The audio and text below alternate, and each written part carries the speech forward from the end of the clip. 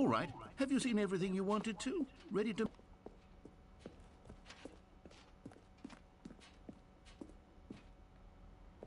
Isn't that the guy from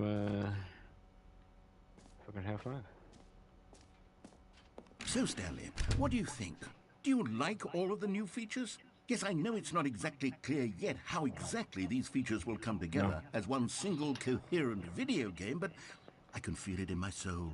No. It's going to work. There's definitely a good game in there somewhere. Say, let's do an experiment.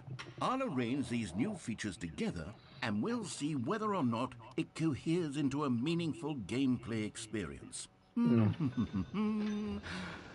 Okay. Are you ready? No. Here it is. I give you the Stanley Parable 2.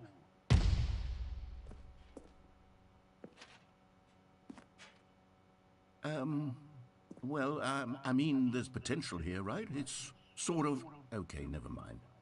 Hold on. Let me do a different arrangement. Okay, yes. Yes, this is much better. I feel good about this. Here we go. Version 2. Who am I kidding, Stanley? This isn't a coherent video game at all. It's a lot of gags. And I do very much enjoy creating gags, but they don't add up to anything.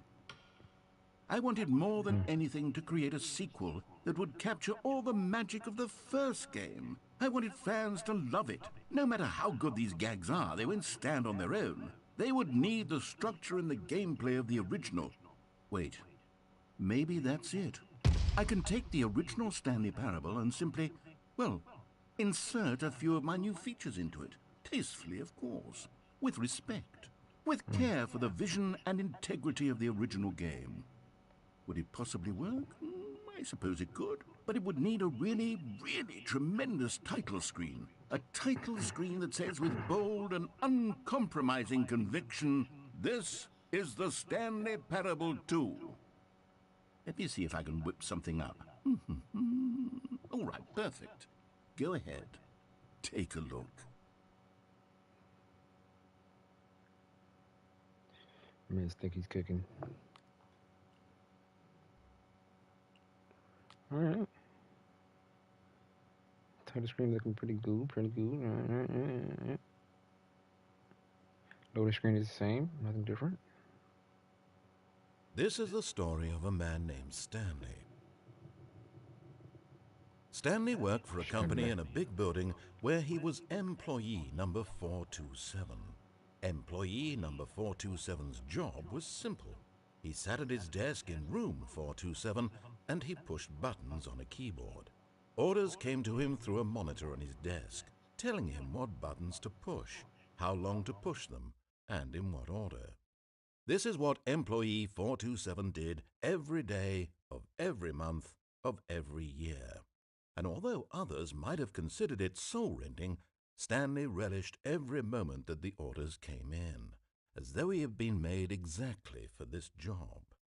And Stanley was happy. And then one day, something very peculiar happened. Something that would forever change Stanley. Something he would never quite forget. He had been at his desk for nearly an hour when he realized that not one single order had arrived on the monitor for him to follow. No one had showed up to give him instructions, call a meeting, or even say hi.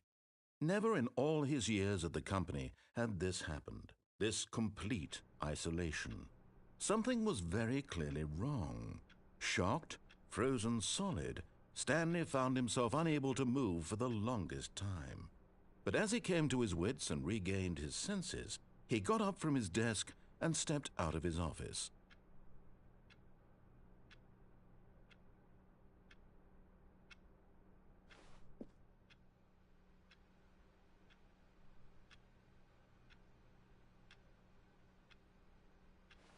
All of his co-workers were gone. What could it mean? Stanley decided to go to the meeting room. Perhaps he had simply missed a memo.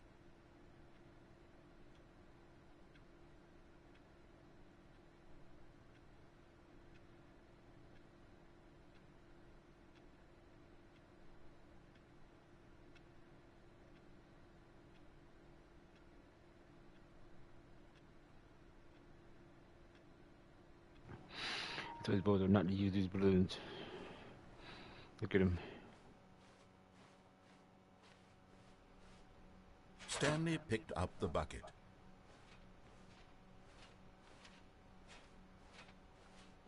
Better believe it. Is there any figurines in there?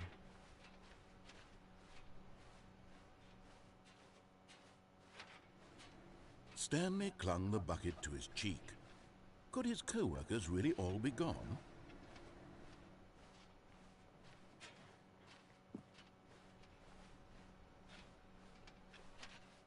See, now we're talking that this sounds more like a story. He sounds more happy about it. Stanley clutched the bucket tightly to his chest and entered the door on his left.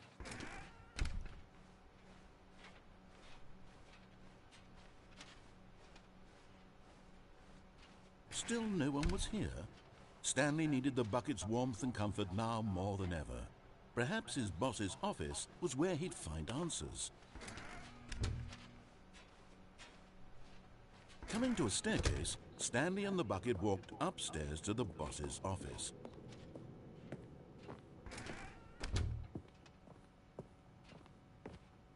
Stepping into his manager's office, Stanley was once again stunned to discover not an indication of any human life.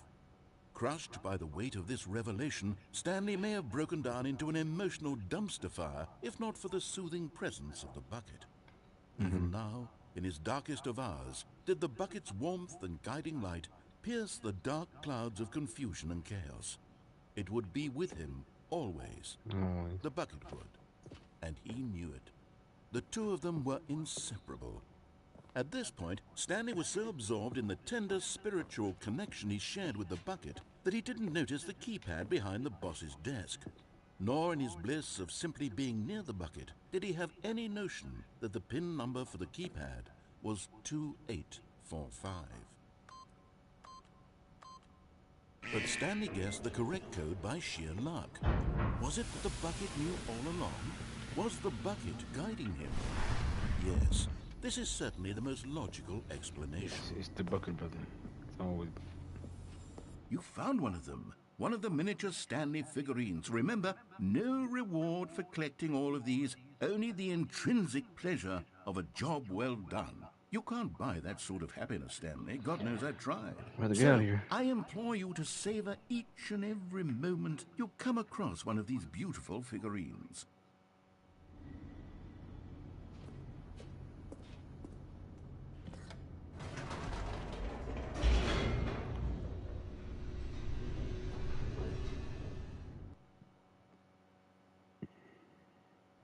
The elevator raced downward, plummeting towards an unknown fate. It would be all Stanley could do to keep himself together, if not for the bucket. Soothing him, comforting him, reassuring that in this darkest moment of uncertainty, he would be all right. The bucket is here for you, Stanley. Everything will be fine.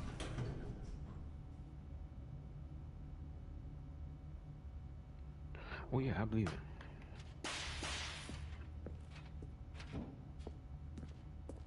Stanley and the bucket walked straight ahead through the large door that read, Mind Control Facility.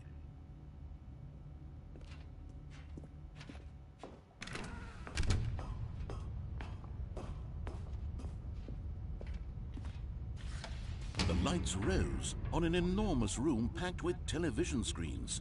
What horrible secret did this place hold? Stanley and the bucket both wondered to themselves.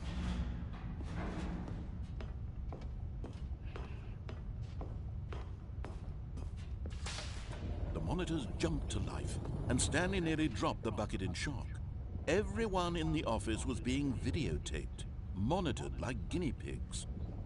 The bucket had never seen anything like this, and it very nearly burst into tears as Stanley cradled it gently, reassuring it that everything would be fine.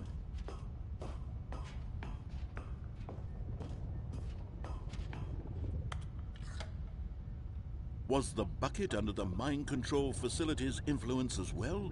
Had the bucket been told to do things it didn't wish to do?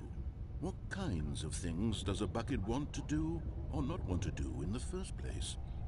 These questions raced furiously in Stanley's feeble mind. No! He screamed into the bucket. He couldn't accept it. His own life in someone else's control, never! He squeezed the bucket tighter. His one friend in the entire world. At this point, he could trust no one except for the bucket. Except for Bucket. The Bucket go way back, brother. But here was the proof. The heart of the operation. Controls labeled with emotions, happy or sad or content. Walking, eating, working, all of it monitored and commanded from this very place. And as the cold reality of his past began to sink in, Stanley decided that this machinery would never again exert its terrible power over another human life. For he and the bucket would dismantle the controls for good. Two best friends, Stanley and the bucket, up against the world. They high-fived in a really cool way, and the bucket made a sassy comment about taking down the system.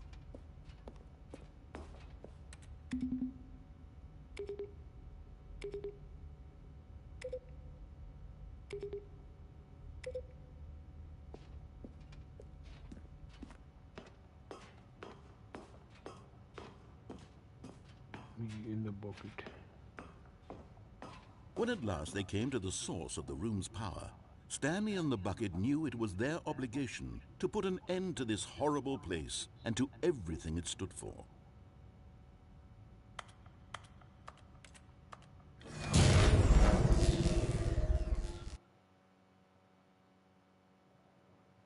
Stanley and the bucket waited in blackness. Was it over? Yes, they had done it. Stanley and the bucket had defeated their greatest and darkest enemy, freed themselves from the tyrannical grip of the evil mind control machine. Freedom was now mere moments away. Excitedly, the two of them began to discuss the kind of life they wanted to live once they stepped through this massive door. The bucket wanted to learn to roller skate. Stanley wanted to sneeze in every country on Earth. Both of them wanted to begin watching a movie, any movie, but then stop it halfway through and begin watching it in reverse from the end. True, it was a simple life they envisioned, but it was one they'd lived together, with one...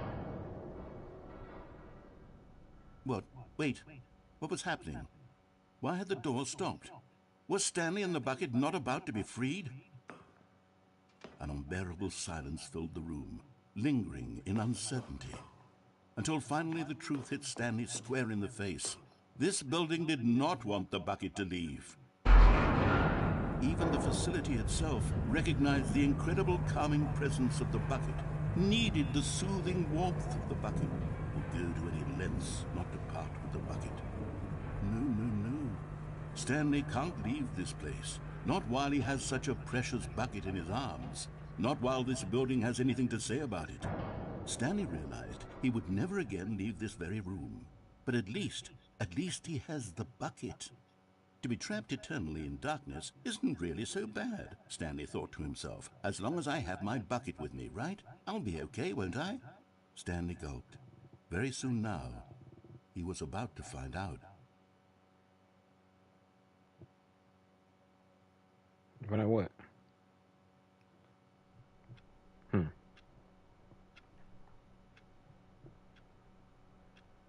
No, I just had to act, right? All of his co-workers were gone. What could it mean? Stanley decided to go to the meeting room. Perhaps he had simply missed a memo. Stanley lifted the bucket into his arms, and a wave of comfort rushed over him. Stanley clutched the bucket tightly to his chest. This was not the correct way to the meeting room, but Stanley had felt the bucket calling to him, telling him that the employee lounge was simply the place to be. And here it was. Had the bucket turned out to be correct? Was this better than the meeting? No, never mind. The bucket was wrong. Stanley took the door on his left to go back to the meeting room. No, said the bucket. Don't go to the meeting room. Go somewhere else. The cargo lift, yes. Go there. Good, said the bucket. Now ride the lift all the way to the top. There's something up... But Stanley feared that any path he walked might lead to the separation of himself and the bucket, his dearest friend. So he threw himself to his death, that they might die in one another's arms. How deeply touching.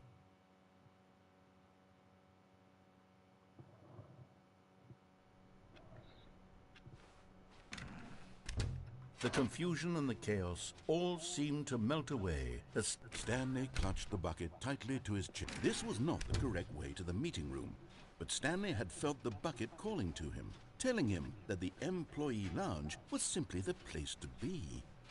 And here it was. Had the bucket turned out to be correct? Was this... No, never mind. The bucket was wrong. Stanley took the door on his left to go back to the meeting room. No, said the bucket. Don't go to the meeting room. Go somewhere else. The cargo lift, yes. Go there. Go to the cargo lift.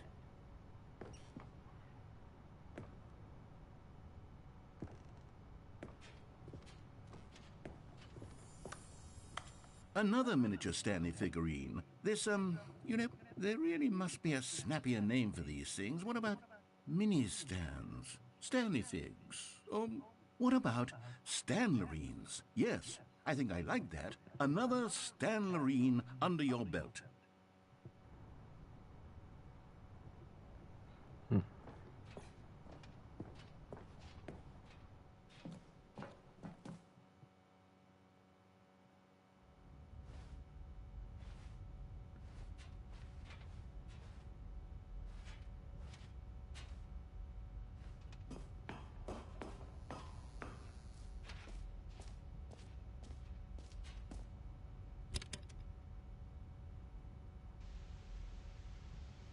Okay, this is day number 295, tape number...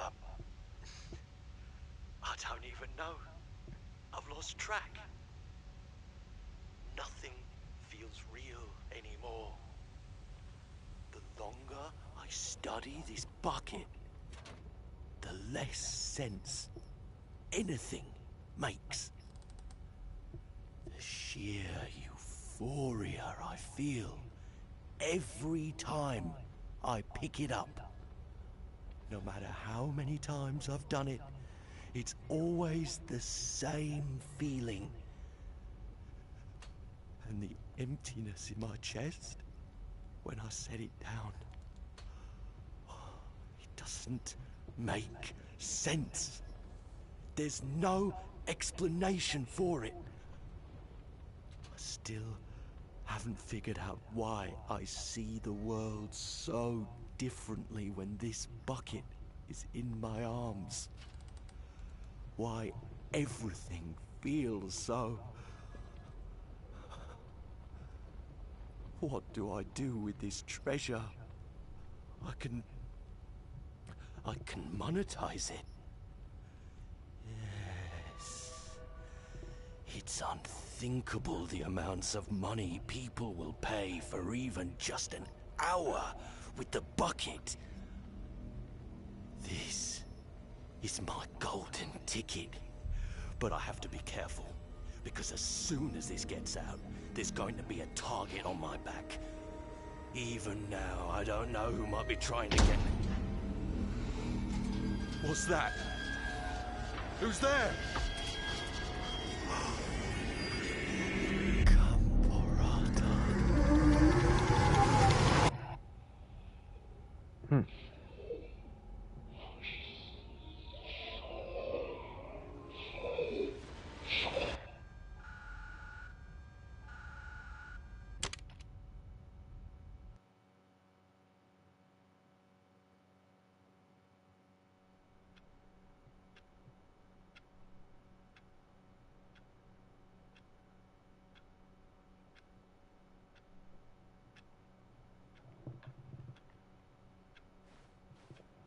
A soft wind blew outside and perhaps rain started, and if it did, it stopped shortly after. Stanley hoped that he would one day see weather.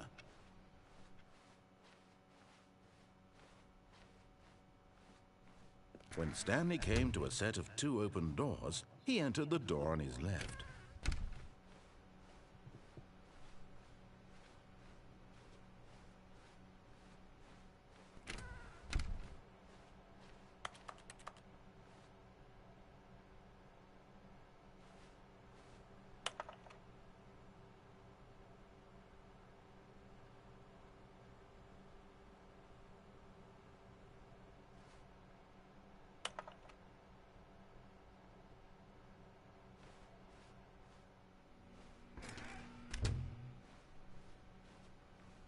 Coming to a staircase, Stanley walked upstairs to his boss's office. Okay, I'm going back to the name of these little Stanley figurines, and now I'm torn between Stanlerines and Figlies. What do you think, Stanley? What name better encapsulates the intrinsic sense of happiness that you get from seeing a small number in the corner of your screen go up by 1? Let me sit on it. I'm sure it will come to me.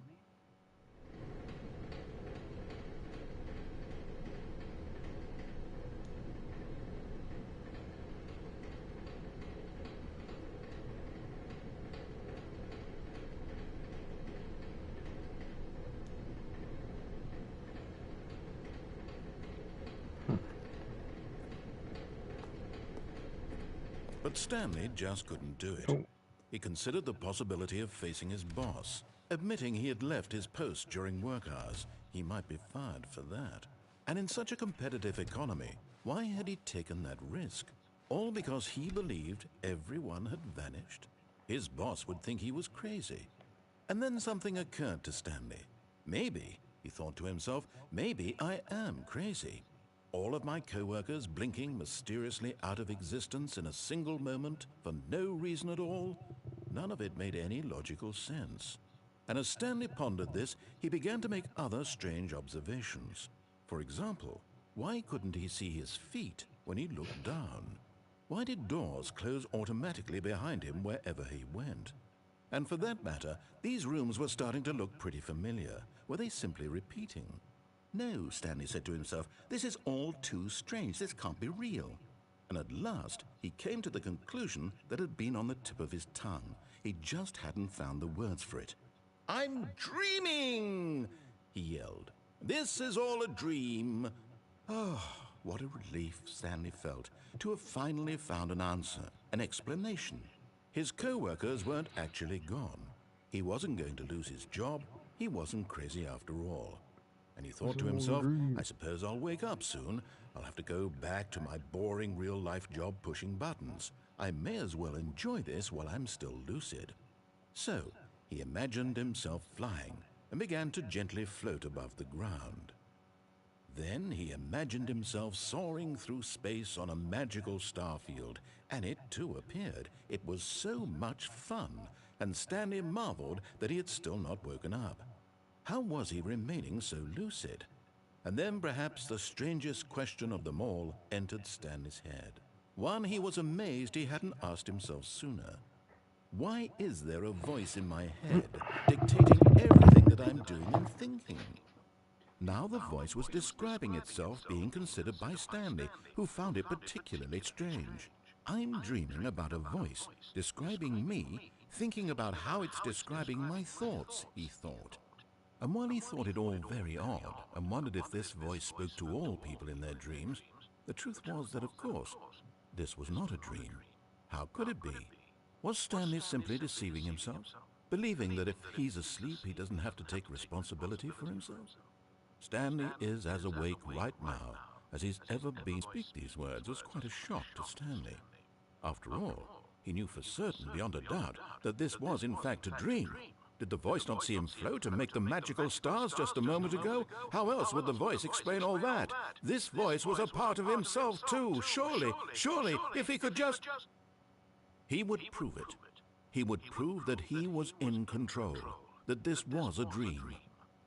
So he closed his eyes gently, and he invited himself to wake up. He felt the cool weight of the blanket on his skin, the press of the mattress on his back, the fresh air of a world outside this one. Let me wake up, he thought to himself. I'm through with this dream. I wish it to be over. Let me go back to my job. Let me continue pushing the buttons. Please, it's all I want. I want my apartment, and my wife, and my job. All I want is my life exactly the way it's always been. My life is normal. I am normal. Everything will be fine. I am okay.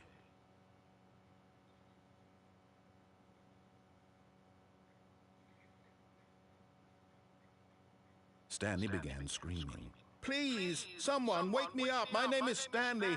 I have a boss. I have an office. I am real. Please, just someone tell me I am real. I must be real. I must be. Can anyone hear my voice? And everything went black.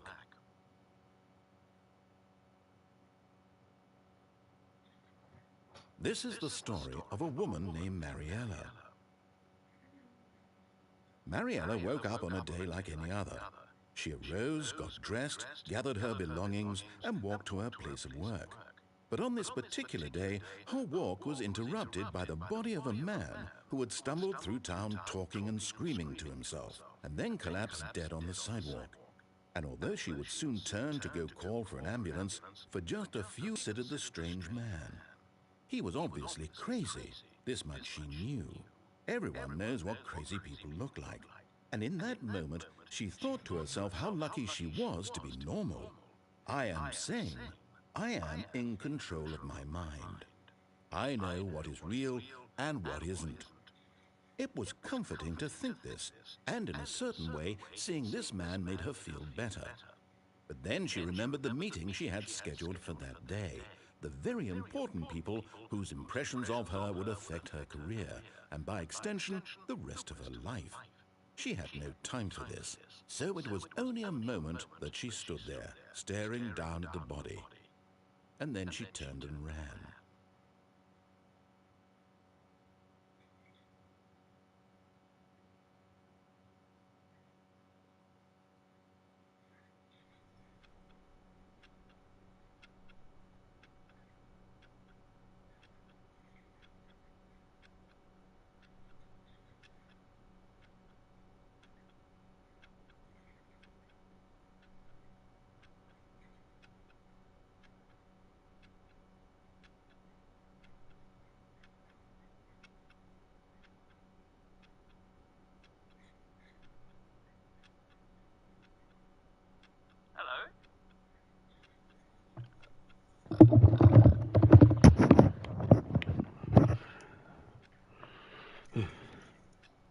Excited.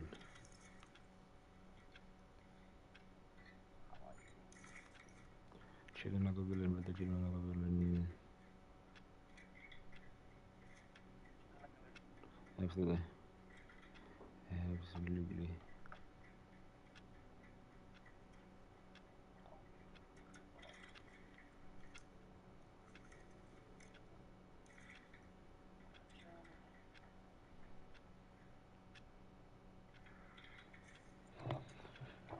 Huh?